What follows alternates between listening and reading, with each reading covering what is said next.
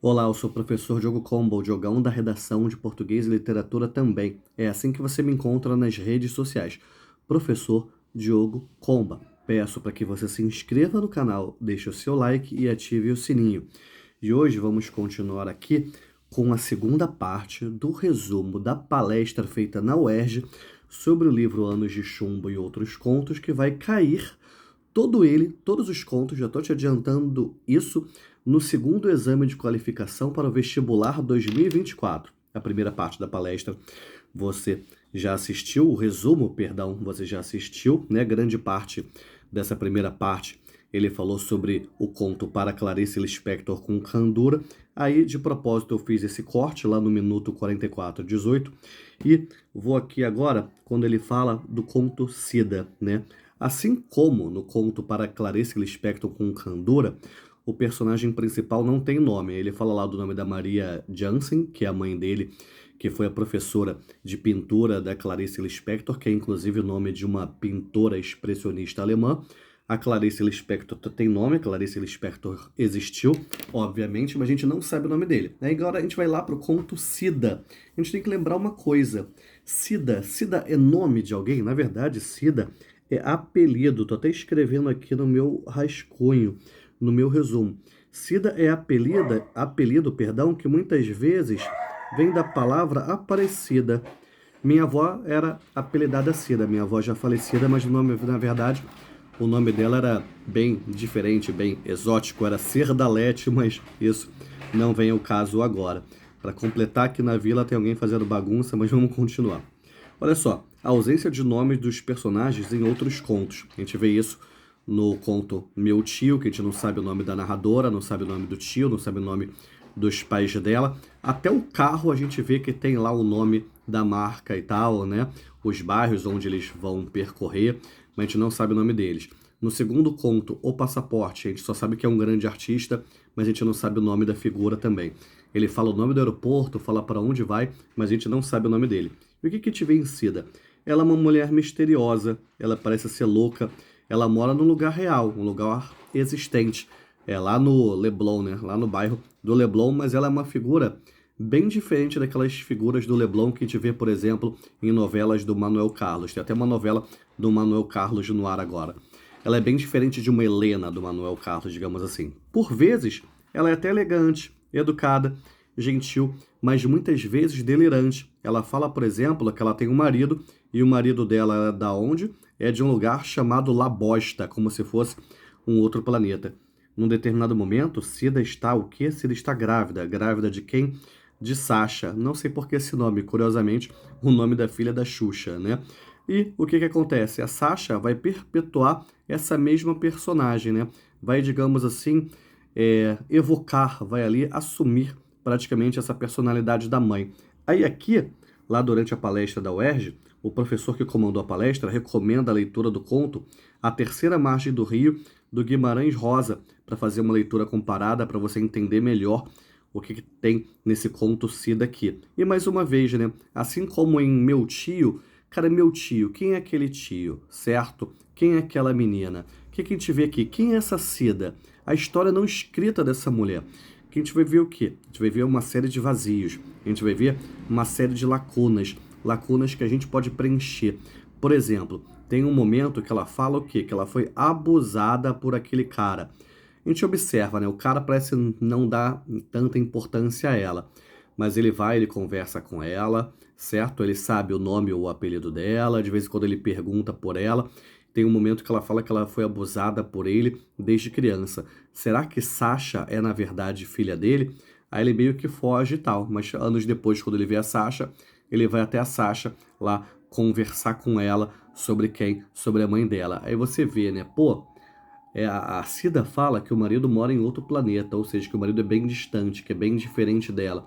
Esse cara deve morar num prédio ali. Será que foi essa figuração que ela tem para falar sobre esse cara? Que todo dia vai lá e conversa com ela? É um dado interessante para a gente comentar, né? Depois a gente vai aqui pro conto Copacabana. Aí, o que a gente tem? A gente tem um rapaz que é normal ou que é louco? Uma interrogação, né? Uma dúvida que o autor, perdão, deixa pra gente. Ele é uma espécie de guia de Copacabana. para muitas estrelas, mas não conheceu ninguém. Ele fala sobre isso. Aí a gente vê, olha só isso, né? Qual é o cenário do Rio de Janeiro? A gente vê Copacabana, a gente vê o Leblon, a gente vê Barra da Tijuca, vários pontos da cidade do Rio de Janeiro que o Chico Buarque vai colocando aí. Por exemplo, no conto Construção, na música Construção, pode ser no Rio de Janeiro? Pode, mas pode ser em qualquer lugar. Tem uma certa universalização. Isso que a gente está observando aqui, nos contos do Anos de Chumbo, também tem esse aspecto universalizante, mas não deixa de ter um aspecto ao mesmo tempo bem particular da cidade do Rio de Janeiro. A gente vê que esse rapaz foi perseguido pela ditadura. Será que ele foi açoitado pela ditadura militar ao ponto de ter ficado louco? Loucura essa que é contada em primeira pessoa, né? Ele vai narrando, diferente do conto Cida, que é em terceira pessoa.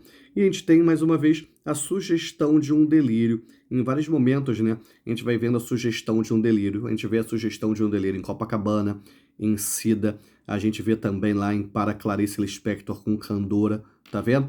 Várias criaturas mundanas que a gente vai observando aí nesses contos do Chico Buarque. Daqui a pouco você vai entender melhor isso. Aí agora a gente vai aqui para o conto Cida. Observa, né, que o professor que comandou a palestra, ele ficou grande parte da palestra, 44 minutos, mais ou menos, falando de Para Clarice Lispector com Candora. Enquanto isso, dos outros contos, ele fala bem menos. Agora vamos para o conto O Sítio. A gente vê ali que é um aspirante a contista que se muda para um sítio como artista. Se passa no período da pandemia, tanto que ele chama de A Peste, certo? A gente pensa, caramba, o que está acontecendo ali? Quanta coisa meio sem sentido, né? E ao mesmo tempo coisas que assustam a gente. Que caseiro é aquele? Para onde a mulher vai quando ela sai com o carro, certo? De repente aparece um corpo no riacho. Que corpo é esse? Algumas interpretações dizem que seria o hospital se desfazendo de forma totalmente errada de corpos que morreram durante a pandemia. Será isso? São sentidos que a gente vai criar, né? Lógico que com certos limites, mas são algumas coisas deixadas no ar para a gente criar. Para entender melhor essa escrita, essa narrativa do Chico Buarque, seria interessante ler também o livro O Estorvo. Eu sei que não dá tempo de você ler isso tudo agora, mas quem sabe se você quiser ampliar seus estudos no futuro sobre esses contos. Aí agora, a gente vai para o conto Meu Tio. Já até comentei algumas vezes sobre ele aqui. Qual é a estratégia? De colocar a narrativa contada por quem sabe menos. A narrativa aí está na primeira pessoa. É a versão do que ela está vendo ali. E o que acontece? A gente vê uma surpresa, um efeito, por isso que a gente fica mais impactado. A princípio, a gente acha que essa menina é uma criança. A gente não tem certeza da idade dela. Por que a gente acha que ela é uma criança? Quando ela fala, por exemplo, que o tio vai levá-la para passear. Quando eu li a primeiro momento, meu tio, eu achei que fosse alguma história de infância, né? Ela fala que o tio vai levar para passear, mas não é nada disso. A gente fica chocado em vários momentos. E o tio, né? A gente tem ali alguns dados que fazem a gente pensar que ele é miliciano, certo? Miliciano, um personagem, digamos assim, do Rio de Janeiro. E agora eu tô falando isso, né? Nem da palestra. Como que a gente vai pensar isso? Preste atenção. Tem um momento que ele chega num bairro mais ou menos próximo ali à Barra da Tijuca, ele sai do carro, pô, as pessoas ali já se ajeitam na calçada, abrem caminho para ele. Ele sai do carro e começa a pagar vários trabalhadores de uma obra em dinheiro, dando bolos de dinheiro para cada um, que ele vai tirando de um saco plástico. Detalhe que são vários prédios de um lado que vão avançando sobre o meio-fio, enquanto que do outro lado tem praticamente uma comunidade carente. Algo muito próprio do Rio de Janeiro, em bairros da zona oeste do Rio. Já teve até prédio construído pela milícia que caiu, tipo a tragédia da Muzema, que você já deve ter ouvido falar, certo? Isso aí leva a crer que o tio seja um miliciano. A gente percebe que ele é uma pessoa que impõe medo ou respeito. Quando ele vai buscar a menina, né, meio que as crianças começam a perseguir o carro dele de brincadeira. Nesse momento, aí, na comunidade carente, as pessoas já saem do caminho por causa dele. Quando ele vai estacionar o carro na praia, a gente vê que ele coloca o carro de qualquer jeito e as pessoas querem reclamar, mas ficam meio que com medo dele, certo?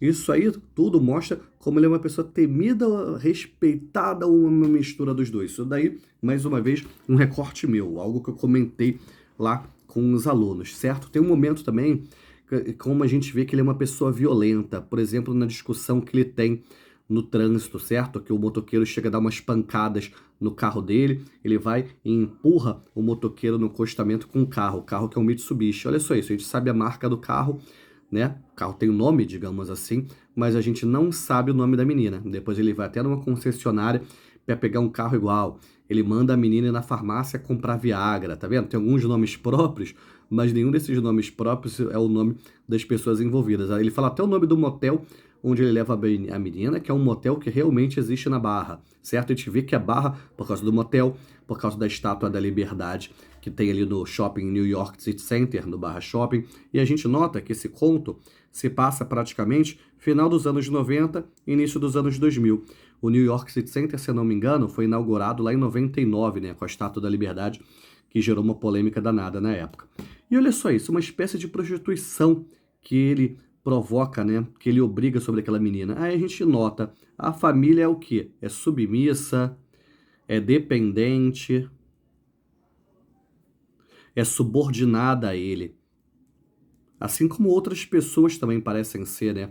Como os peões, como os trabalhadores lá da fábrica, como o cara da concessionária que mesmo não podendo ceder um carro para ele, acaba cedendo porque ele fica bravo, certo? Quando ele joga o motoqueiro para longe, quando ele bate com o carro nas gaiolas de periquito e tudo sai voando, enfim. E a narração é de um jeito que não parece tão terrível assim, mas, pô, é tudo muito absurdo o que vai acontecendo. E a gente tem também, mais uma vez, a história não contada. Cara, quem é essa pessoa? Como ela chegou nesse estágio? Quem é essa menina? Quem é essa família? O que a mãe dela faz? O que o pai dela faz? A todo momento a gente tem essas lacunas que a gente vai preenchendo, certo? Pô, a gente chegou à conclusão de que ele é um miliciano, por exemplo. Daqui a pouco a gente vai falar sobre o grande artista. A gente vai chegar a algumas conclusões a respeito desse grande artista também. Agora a gente vai para o conto Os Primos de Campos. Campos é uma cidade do norte fluminense do Rio de Janeiro. O narrador é um garoto e o irmão do garoto é o ídolo dele, porque o irmão joga futebol muito bem lá nas areias de Copacabana. Ele é praticamente um malabarista com a bola, tem uma habilidade danada, sabe levar a bola com a cabeça. E aí o que acontece? Acompanha sem saber como está sendo feito, né? Algumas coisas vão acontecendo, ele inicia uma carreira no futebol, mas não dá certo. Tem a figura ali da mãe dele, que tem um relacionamento bastante torpe com alguém, que tem, digamos assim, uma situação que coloca a família como subserviente. Eu acho que vocês entenderam o que eu estou falando. Logo depois a gente vai para Anos de Chumbo.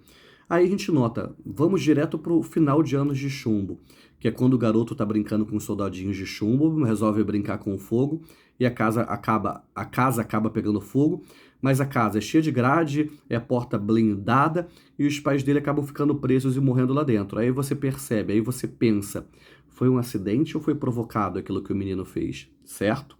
Depois, ó, tem uma ambiguidade. Esses bonecos de chumbo, anos de chumbo, será que é a ditadura? São os anos de chumbo, certo? Anos que o menino está brincando com os bonequinhos de chumbo.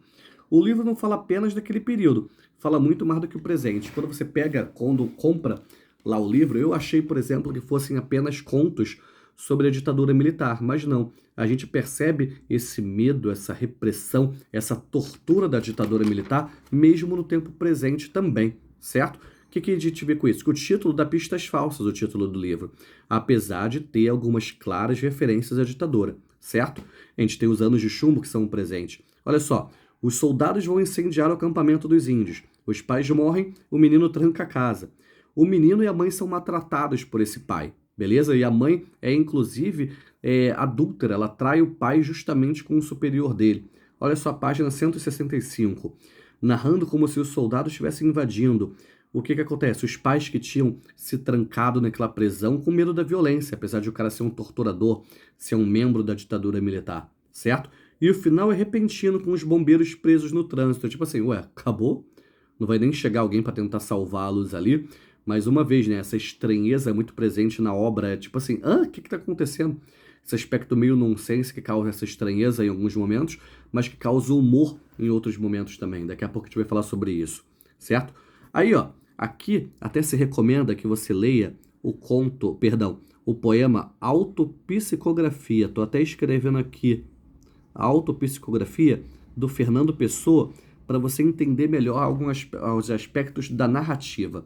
O poema mostra o que é a leitura. O que é a leitura? A leitura é criar, A leitura é inventar, você inventar com o coração e com a razão, algo que a gente fez a todo momento aí em anos de chumbo.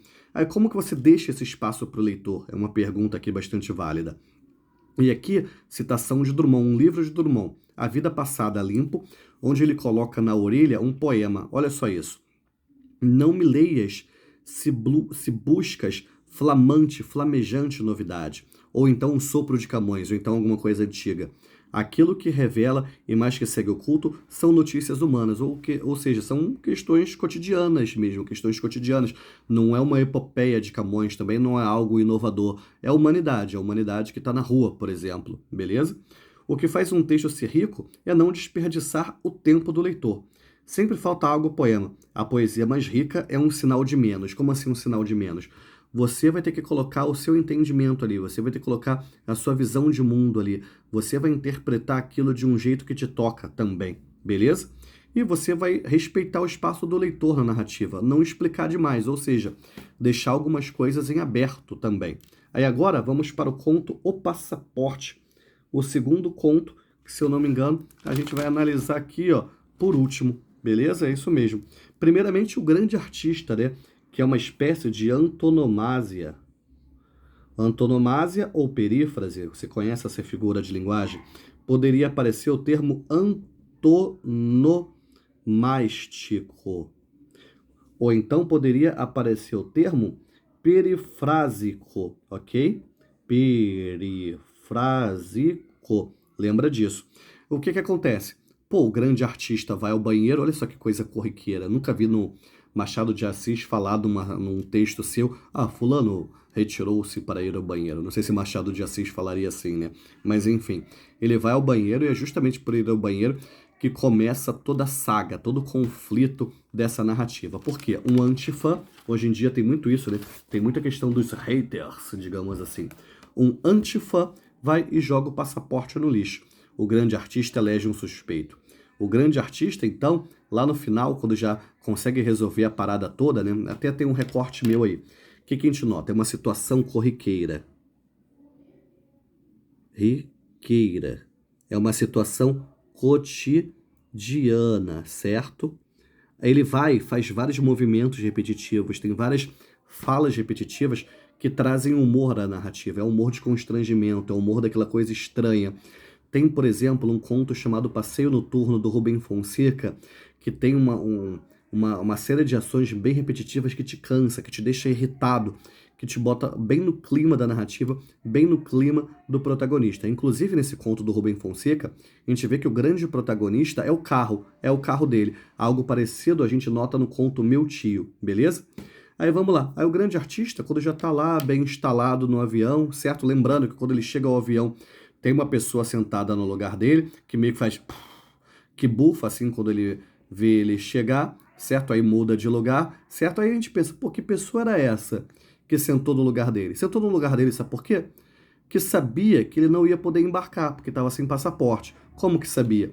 Pelo jeito, era essa pessoa que subiu com o passaporte dele. Mas esse grande artista não é tão grande, não é tão esperto assim. Ele não se liga nisso, certo? Ele acha que quem sumiu com o passaporte dele foi uma outra pessoa, beleza? Muito irônico isso tudo, né? O grande artista vai e destrói o passaporte, na verdade, de um cara que era fã dele, que até comenta isso, apesar de num primeiro momento ter sido assim, meio nojento, né? Meio que olha para ele de rabo de olho, comenta alguma coisa com a namorada e tal, certo?